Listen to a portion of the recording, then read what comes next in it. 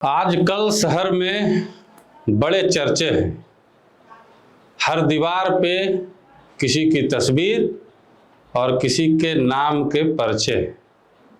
बहुत चर्चा चल रहा है बिहार में, मुख्यमंत्री कौन बनेगा। अब गृह विभाग के द्वारा जो लेटर जारी हो गया है, उस लेटर के बाद तो चर्चा और भी ज़्यादा तेज हो गया है। चर्चा ये कि मुख्यमंत्री कौन बनेगा। हर चेहरे पे, हर आदमी का यही सवाल है, बिहार का सीएम कौन होगा। जवाब भी कई हैं, जहां जाइएगा वहीं एक नया चेहरा सामने आएगा। आज हम इसी बात पे चर्चा करेंगे। साथ ही साथ बिहार में जातीय समीकरण के हिसाब से सारी चीजों को आपके सामने रखेंगे। अब देखिए, बिहार में जिस जाति का सीएम एक बार बन जाता है, उस जाति का सीएम दोबारा नहीं बनता। आप आंकड़े उठा के देख लीजिए। श्री बाबू एक बार बन गए तो भूमिहार समाज का आज तक कोई सीएम नहीं बन पाया। उसी तरीके से लगातार जो भी आ रहे हैं, एक एक कर गिनते जाइए, उनकी जाति गिनते जाइए और उसके बाद देख लीजिए। ब्राह्मण दोबारा नहीं बन पाए, राजपूत दोबारा नहीं बन पाए, कर्पूरी ठाकुर की जाति के लोग जो है दोबारा सीएम नहीं बन पाए। लालू यादव के बाद कोई यादव सीएम नहीं बन पाया और नीतीश कुमार के बाद भी कोई कुर्मी समाज का सीएम नहीं बन पाएगा।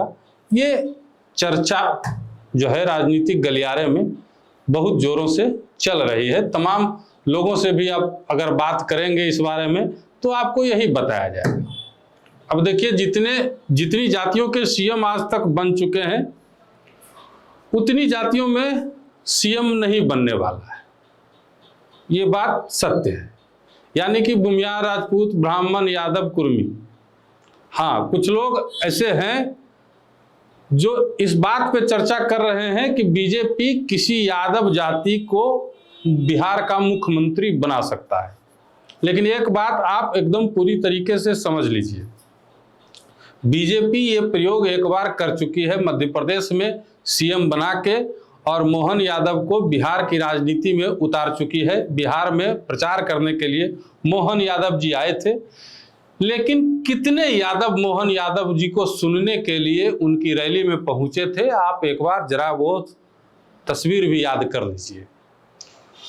तो हमको नहीं लगता है कि यादव वाला प्रयोग बीजेपी बिहार में करेगी, क्योंकि लालू यादव के साथ यादवों का सेंटिमेंट जो है वो जुड़ा हुआ है और सेंटिमेंट की राजनीति यहाँ होती है। सेंटिमेंट के साथ जनता जो है जुड़े हुए रहते हैं, तो उस हिसाब से यादव वाला प्रयोग बहुत कुछ खास सफल नहीं होने जा रहा है। ये बात हम जानते हैं, आप जानते हैं, तो बीजेपी भी ये बात जानती नहीं होगी। ये मुश्किल है, क्योंकि बीजेपी तमाम चीजों पे माने तमाम तथ्यों को परखने वाली पार्टी है और हर चीज के लिए अलग से जो है फील्डिंग सजाने वाली पार्टी है। अब आइए देखिए, कुर्मी के बाद कहा जा रहा है कि लवकुश वाला समीकरण अगर रहेगा, लवकुश वोटरों को अगर नाराज नहीं करना चाहती होगी बीजेपी, तो सम्राट चौधरी पे दाव खेल सकती है। सम्राट चौधरी सीएम पद के सबसे बड़े उम्मीदवार माने जाते हैं बिहार में। ये बात भी एकदम सत्य है और दावेदारी उनकी मजबूत है, इसमें कोई दो राय भी नहीं है। लेकिन क्या सम्राट चौधरी कुशवाहा समाज के सर्वमान्य नेता हैं? क्या सम्राट चौधरी को कुर्मी समाज अपना नेता मान लेगा? हमको नहीं लगता है। कुशवाहा समाज के सर्वमान्य नेता आज भी उपेंद्र कुशवाहा हैं और उपेंद्र कुशवाहा को बीजेपी ने एकदम पूरी तरीके से साध के रखा है। चाहे बेटे को मंत्री बनाने की बात हो, चाहे उपेंद्र कुशवाहा को राज्यसभा भेजने की बात हो, चाहे उनकी पार्टी को टूटने से बचाने की बात, हर जगह बीजेपी ने उपेंद्र कुशवाहा का साथ दिया है और उपेंद्र कुशवाहा इधर से उधर कहीं जाने वाले नहीं हैं। यानी कि कुशवाहा वोटर जो है उपेंद्र कुशवाहा के कारण बीजेपी के साथ ही रहेंगे। जिनको टूटना था वो 2024 के और 2025 के चुनाव में टूट गए। अब आइए मांझी, जो महादलित आबादी है, जीतन राम मांझी जो है वो बीजेपी के साथ है और इधर उधर नहीं जाएंगे। अब आ जाइए पासवान समाज, जो सबसे बड़ा माने जो मायने रखता है बिहार में। तो चिराग पासवान के साथ उनका सेंटिमेंट जुड़ा हुआ है और चिराग पासवान मोदी जी के हनुमान है, वो भी इधर उधर जाने वाले नहीं। अब देखिए सवर्ण जाति बीजेपी के साथ है, अति पिछड़ा बीजेपी के साथ है, वैश्य समाज बीजेपी के साथ है। यहां तक तो बात क्लियर हो गया। यादव मुसलमान बीजेपी के साथ नहीं आएगा, उसमें बीजेपी जो है दिमाग लगाएगी भी नहीं। अब देखिए बिहार में एक और ऐसी जाति है जो जिसकी आबादी अच्छी है और चुनाव में जो है बड़ी भूमिका उनकी है, वो समाज है, महादलित में ही आता है, रविदास समाज। 5% आबादी उनकी है। तो महादलित में रविदास पर एक दाव खेल सकती है बीजेपी।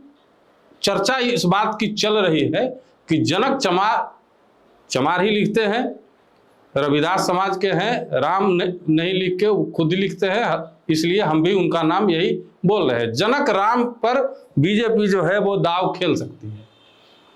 लेकिन यहां यह भी देखने वाली बात है कि जनक राम के ऊपर बीजेपी पहले भी दाव खेल चुकी है। मंत्री बनाया गया, लेकिन क्या हुआ, रविदास समाज बीजेपी के साथ नहीं आया।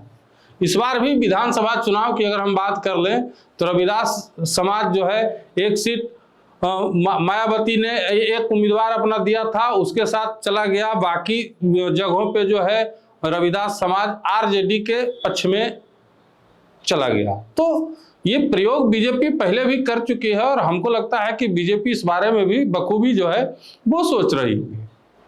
ऐसे में एक नाम और पिछले 2-3 दिनों में चर्चा का विषय बना है और वो नाम है अभय गिरी का।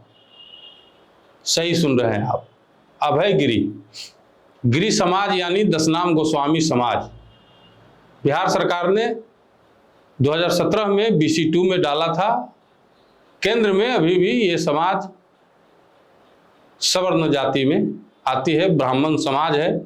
शिव जो है उनके गुरु हैं और शिव के उपासक रहे हैं। गोस्वामी समाज जो है दशनाम गोस्वामी, उसी समाज से आते हैं अभय गिरी।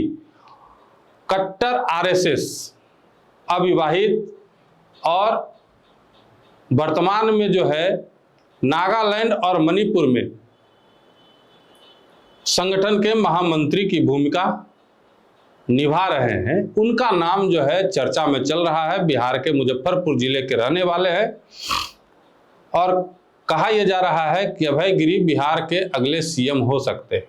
हालांकि बीजेपी में जो चर्चा हो जाती है, जिस नाम पे चर्चा हो जाती है, उस नाम का पत्ता कट जाता है, ऐसा लोग मानते हैं, ऐसा लोग कहते हैं। लेकिन कहीं ना कहीं चर्चा जब हुई है, धुआं उठा है, तो आग जरूर कहीं ना कहीं लगी होगी। अब ऐसे में क्या अभय गिरी बिहार की कमान संभालेंगे, ये बहुत बड़ी बात हो जाएगी। डायरेक्ट रूप से ये नहीं कह सकते हैं, लेकिन चर्चा में उनका भी नाम जो है अब शामिल हो गया है। यानी कि चर्चा में 3 नाम जो हैं वो प्रमुखता से हैं, जिसमें सम्राट चौधरी है, जनक राम है और अभय गिरी है। यादव समाज से नित्यानंद राय की चर्चा चल रही है, लेकिन उसमें बहुत ज्यादा दम नजर नहीं आ रहा है। देखना होगा कि संघ यानी RSS की सहमति किस नाम पे बनती है, पार्टी के जो तमाम बड़े नेता हैं उनकी सहमति किस नाम पे बनती है, बिहार में जो भाजपा का संगठन है, उस संगठन के बड़े नेताओं की सहमति किनके नाम पर बनती है, उसके बाद मुख्यमंत्री के चेहरे का फैसला हो जाएगा।